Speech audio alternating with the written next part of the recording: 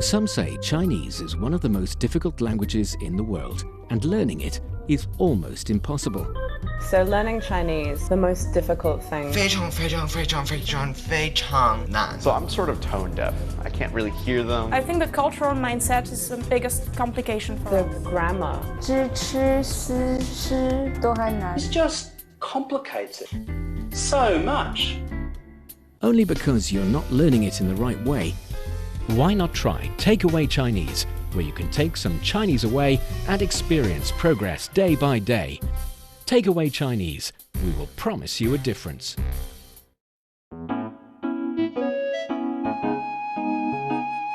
你好，欢迎收听随行汉语 Welcome to Takeaway Chinese. I'm Nian Honglin with Georgia Massett joining me for today's show. Hello, Georgia. Hello everyone, 大家好. It's always great to be here. It's always a pleasure having you here. And I was wondering, because we've been talking about Chinese language, sharing Chinese culture, Chinese food a little bit, festivals for sure, for quite a long time. And I was wondering, is there another maybe element or aspect of the Chinese culture that you're particularly interested in, yet we've not talked about? Do you have a list of those that we might be able to discuss in the future? Oh, actually, yes. I'm pretty obsessed with literature, Chinese literature. Sure, and that also, could be a good thing. Martial arts. It's something that I'm pretty into. And I've practiced martial arts when I was in high school and a little bit. And now a lot of friends are actually getting into Kung Fu, actually. And they're trying, and I'm getting excited. And I think I will try as well, because I've never tried this kind of martial art. Oh, that's lovely, because gōngfu is exactly what we're going to talk about for today's episode. Actually, I was trying to ask you, do you know how to say kung fu in Chinese? But apparently, you know, it's gōngfu. And this word can actually be not only kung fu, the martial art, the noun of the martial art practice, but it can also mean time. So if I say 这件事情很花功夫, this matter is quite consuming in terms of the time you need to spend, the effort you need to put in, the energy and everything in it. So 功夫 also carries the meaning of a little bit of effort. So I guess it suggests that in order for someone to practice Chinese Kung Fu, to know Chinese martial art, you need to be very invested in it. You need to spend a lot of time practicing to be good. So that's my understanding. And hopefully after today's episode, people would have a better understanding or perception about the Chinese Kung Fu. And another thing that I find interesting about this is that because gōngfu, martial art or kung fu, is really closely related to Chinese culture, or at least for many who are not from China, who are interested in the culture, it's kind of like they're the first thing they've come across when it comes to Chinese culture. Is that the case for you? Well, actually not, but now that you talk about it, I'm having this flashback of watching Bruce Lee's movies. And of course, I think it's, without knowing it, when I was smaller, it's one of the first ways I came across Chinese culture, which is actually interesting. I never realized it. Yes, and at the same time, even for Chinese people, we live in a modern society. Not each and every one of us would be able to practice martial art. I cannot practice martial art, but definitely we have the understanding of different, for example, genres of martial art, different ways of practicing, and of course, different combo and different styles. And many of the styles are actually related to certain location. For example, Shaolin have you ever heard of Shaolin Temple? Yes, I've actually heard of it, and about his great history and how, well, in order to practice gōngfu, in this case, teachers really teach people not only a physical way of training, but also a mental. And I can consider it more of a path, correct me if I'm wrong, but a path that goes together with mental and physical. And it's more than an actual sport, actually. Yes, and with all that, actually in especially most Chinese people's mind would believe that a different location, different genre, or different, you can understand it as a school of thought when it comes to martial art, has their own base, their kind of like their national center bureau that they started everything. And those places can often be famous tourist destinations for Chinese people and, of course, for foreign guests and tourists as well. And that is actually going to be the theme of today's Takeaway Chinese. So hopefully after today's show, not only will you have more knowledge about Chinese martial art and culture, you would also add some destinations on the list of places that I must visit when I come to China. So yes, so for our dear listeners, if you're interested in Chinese culture and you want to get a grip on the Chinese language, then this is the show for you. Stick with us for 30 minutes and you soon see the rewards. And for more fun Chinese learning, follow our Facebook page, Learn Chinese, to watch many fun videos and live streams. But now, let's provide you with some free Chinese for takeaway. 我最近迷上了中国功夫，太飒了。那我带你去少林寺体验一下吧。真的吗？我还想去武当山。没问题，咱们说走就走，来一次功夫之旅。我最近迷上了中国功夫，太飒了。那我带你去少林寺体验一下吧。真的吗？我还想去武当山。没问题，咱们说走就走，来一次功夫之旅。And that's the conversation. How'd you like it? Would you be the one who's interested in visiting these places? I would be. It looks like such a path that you're going into visiting these places and discovering yourself somehow. It's more not the typical tourist destinations, but at the same time it's a travel within yourself and an actual travel. So it's something that I would love to do. I like the way you think and describe all this. But let's start with the language first. For the first sentence, 我最近迷上了中国功夫，太飒了。我最近迷上了中国功夫，太飒了。I have recently become obsessed with Chinese Kung Fu. It is so cool. Okay, so 我 I 最近 recently 迷上了。迷上了 to be obsessed with, to become obsessed with. Yeah, the reason I was laughing is because of this. Because, yeah, I get it. Be obsessed with can be a kind of translation for 迷上了. 迷 carries the meaning of enchanted, of you've been basically confusing someone with this one object that is very attractive, very magical, and you cannot think of anything else but this one particular thing. That is why 迷, in the Chinese concept, I would like to assume that 迷 is relatively a neutral word. It does not have to be obsessed with in a bad way. It's more like I can think of only this, nothing else. This has captured all of my attention, something like that. So 迷上了, I'm obsessed with it. 中国功夫. So Chinese gōngfu. Yes. I'm glad that you are translating gōngfu directly into gōngfu or kung fu because, yeah, that's what it is. And I feel like it's really hard for me to relate any other kind of martial art or similar practice with the word gōngfu. Gōngfu is definitely a really just Chinese thing. Yeah, I think so as well. It's so big at the same time. It can be compared to other. It's an icon, definitely. And Thai. Thai, too much? Too much or very. But I think in the Chinese context, again, we would translate Thai to too. But I feel like in English, too carries this a little bit negative connotation. If you say she's just too beautiful. I mean, yes, she's very beautiful. But if you say, oh, she's just too strict to her students, then this too is like a bit too much.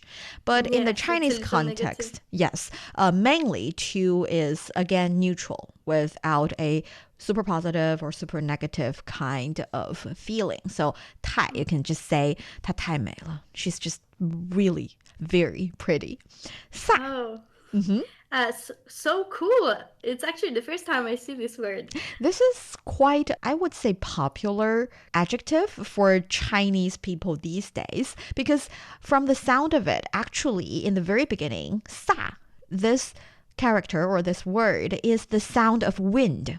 If you think of a cool breeze in the hot summer day, it's not this very subtle or very gentle kind of wind. It's like shoo or sa. It's the very direct, cut to the chase, clean cut kind of feeling. Sa. So people would use this character in words like 英姿飒爽. We know 爽 carries the meaning of cool and comfortable and happy in a hot summer day, and you have a drink or you have a sip of a iced soda and you would feel 爽, that's 爽, and 飒and 爽 carries that kind of feeling, which is why 飒 is very often used to describe women who are very cool, mighty in spirit and heroic bearing and that kind of feeling. You can kind of imagine a girl who's really good at martial art and she is really cool and really handsome in a way, and that is 飒. Oh, yeah. So the first thing comes to mind is she's so cool. Yeah, you can definitely use that to describe her. So cool or 飒 can be used in this scenario. So 太飒了. Is 飒something that is recently used, or is it in vogue since a couple of years? Actually, it's been there for a really long time. For example, we mentioned 英姿飒爽. This is a Chinese idiom. It is used to describe this really vibrant and mighty kind of feeling. Yet, the character 飒 itself being used as a word to describe these really cool ladies, I think that is more of a trend for recent years. Yeah, I imagined. And then, 那我带你去少林寺体验一下吧。那我带你去少林寺体验一下吧。Then let me take you to the Shaolin Temple for some real gōngfu. Yes. 那 Then 我 I 带 to take to take 你 you 去 to go. Yes, and 那我带你去 then allow me to take you to do something. You can add basically anything after this little phrase. I mean, I don't think it's exactly a phrase, but it's really frequently used. So remembering this pattern, this little short part of a sentence is very helpful. I think that's the thing. When you're learning a language, you can remember certain fixed combo or fixed phrases, and it'll help you to use the language better. For example, I can say things, 那我带你去逛逛商场吧. Then allow me to take you to the mall and let's, have a little bit of shopping. 那我带你去吃饭吧. Then allow me to take you to the restaurant. Something. Yes, to eat something. So these are very useful sentences we can use in our daily lives. Yeah, I feel like it's very pretty use. It can happen every day. We're talking about a coffee shop or something, and then you can just take the ball and say, let me take you there. We can have a good time and be together. So it can be used very frequently. Yes, and after 那我带你去, you can put a place after it. You can put something you want to do after it, or you can say like what we have here in the dialogue, that let me take you to this place to do this. And the place here is 少林寺. So let me take you to Shaolin Temple. So 少林寺, 寺 itself is a temple, and Shaolin is the name of it, and 少林寺 is the Shaolin Temple. 体验, To experience. 一下. A little bit. A little bit, to just, to try it out. I think, though we'll translate it as a little bit, actually it's more of a way to be relatively modest, to soften the tone. And 吧 is put at the end of the sentence to suggest this is a suggestion. Okay. 真的吗？我还想去武当山。真的吗？我还想去武当山。So really, I also want to visit the Wudang Mountains. Yes. 真的吗？真的吗？Really? Yes, you can also say 真的假的 or 是真的吗? They're all okay. And then 我 I 还 also 想 want to 去 go 武当山 to the Wudang Mountains. Yes, to the Wudang Mountain. Now here we have another very useful and easy to follow phrase pattern or structure of a sentence. That is 我还想. Can you make a sentence with 我还想? Can I say 我还想跟你去图书馆? Yes, definitely. So I still want to go with you to the library to study. Maybe it was something that we don't really want to do, but we have to. It's okay. You can want to study. It's okay. I know you are a really good student. And yes, you can definitely say that. And here, 我还想跟你去图书馆. When I hear that sentence, I would assume that we've done it already and you want to do it again. And that's the thing. Exactly. With 还, we will translate it to still sometimes or also sometimes, but it can also mean once again. 我还想去 I would also want to go there again. But here in the conversation, 我还想去武当山 is on top of 少林寺. I would also want to go to 武当山. So 我还想 can carry these two different kinds of meanings. Can it also carry the meaning, I wanted to go in the past, but I still want to go now? Yes, definitely. So I want to do it again, or I still want to do it. 没问题，咱们说走就走，来一次功夫之旅。没问题，咱们说走就走，来一次功夫之旅。No problem. Let's start packing and embark on a gōngfu journey. Yes, 没问题。没问题, no problem at all. No problem at all. 咱们 We. What's the difference between 咱们 and 我们? That's actually the question I wanted to ask you. Okay. When do we use zánmen and woman? Why aren't we using woman here? To be honest, at the very beginning, I thought 我们 means I and someone else. So when I'm talking to you, if I say 我们, I'm talking about someone that's not actually at site, that is not with us. And 咱们 means you and me.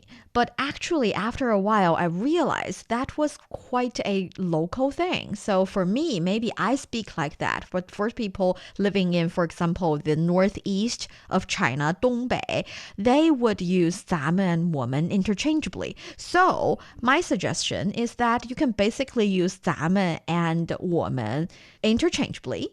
And 咱们 is relatively more colloquial, whereas 我们 can be definitely used in both spoken and written scenarios. And if you'd like to distinguish who does 咱们 or 我们 actually refer to, go make sure of the meaning, regard with the context. So still also read between the lines. So that's 咱们 and 我们 interchangeably mostly. Oh, it actually was a question that popped in my mind because it's a two-person conversation. So I asked myself, why isn't he a woman? So it's good. Now I know about it. Yes.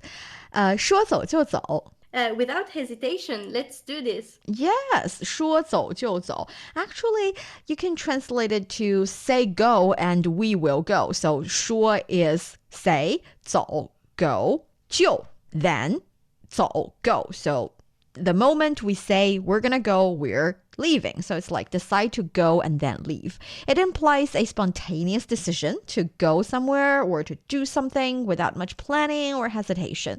It's often used to describe impromptu trips or activities that are decided upon quickly and enthusiastically. And the phrase reflects a scene or a sense of adventure and spontaneity. And we say 咱们说走就走, let's go, and just go. Or you can say 这是一场说走就走的旅行. Oh, this is a very spontaneous trip that came on a whim. Yes, so 说走就走, it's not exactly a Chinese idiom. It's more like a common phrase that we use these days. Oh, I think the best decisions are taken with 说走就走. I can imagine maybe a group of friends not being together, and then someone has this great idea, and everyone is like, let's do this. Let's do this. Let's do it now. Let's do this. And 来? To go. I think 来 is more like to conduct, to enjoy. Oh, okay. 一次. One time. 功夫 that's Kung Fu, we know. 功夫. 功夫之旅. 功夫 journey. Yes, so 之 is kind of like an ancient way of saying apostrophe S. It's an ancient time 的, and 旅 is short for 旅行 or 旅程, so journey. 功夫之旅, it's a journey of Kung Fu, a Kung Fu journey. All right, that's the conversation. Do you have any questions? Actually not. You answered all my questions. Great, let's give it a go then. You start. Okay, so 我最近迷上了中国功夫，太傻了。那我带你去少林寺体验一下吧。真的吗？我还想去武当山。没问题，咱们说走就走，来一次功夫之旅。You're listening to Takeaway Chinese with myself, Niu Honglin, and Georgia. We would love to hear from you. Send us your thoughts via email to learnchinese@cri.com.cn. Coming up next, let's plan your 功夫之旅 right now. Don't go away, so you will take some Chinese away. Welcome back to Takeaway Chinese. I'm Niu Honglin, joined by Georgia. So Georgia, tell me, do you know anything about Shaolin, the Shaolin Temple? To my knowledge, I know something because I think it's so popular that it crossed continents and it came to Europe. I actually came across some videos on the internet, and also it mentions in some movies. So to my knowledge, it's located in Henan province. And it's this big temple where gōngfu is practiced inside. There are many students that embark in this journey with teachers, very great teachers, actually masters. And this is my knowledge. And I didn't know it could be a place for tourism. And this is something that it's calling to me. So there's a lot of places that I would like to visit. Yes, actually, you know quite a lot about Shaolin already. Like you said, it's a Buddhist temple at the very beginning, and the monks there have been really good at martial arts. It's one of the homework they need to do every day. So they study the Buddhism classics, and they do their daily chores, cleaning the places and eat and study. And one very important thing is to learn martial art. And with that, they started hundreds of years ago to be this place with a lot of people, masters with great Kung Fu skills. And with a relatively larger base of Kung Fu masters, they developed not only their style, their school of thoughts when it comes to martial arts, but also the 72 unique sets of skills. We call it 72绝技. So 72 is 72, and 绝 carries the meaning of this is something very special, very unique that I have, and 技 carries the meaning of skill. So this is a special skill that nobody else can do, and it's kind of like a secret.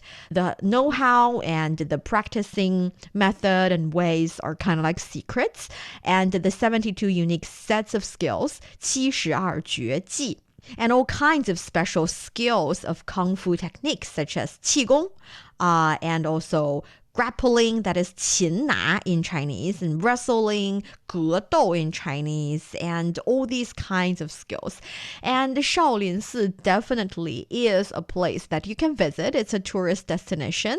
And the thing is, when you're there in modern day China, when you're there, not only will you be able to appreciate the architecture, the Buddhist classics, you would also be able to witness some kind of performances carried out by the Kung Fu masters there. So they'll play the combo and they would show you how the Shaolin Kung Fu is like, their style of Kung Fu. Wow. I have this image in my head that maybe comes from movies that we see a lot, where Shaolin and Gongfu is extremely respected. And I have this picture also of these great landscapes, and I'm in awe. It's a path, how you said that it's not just physical, but it's also mental.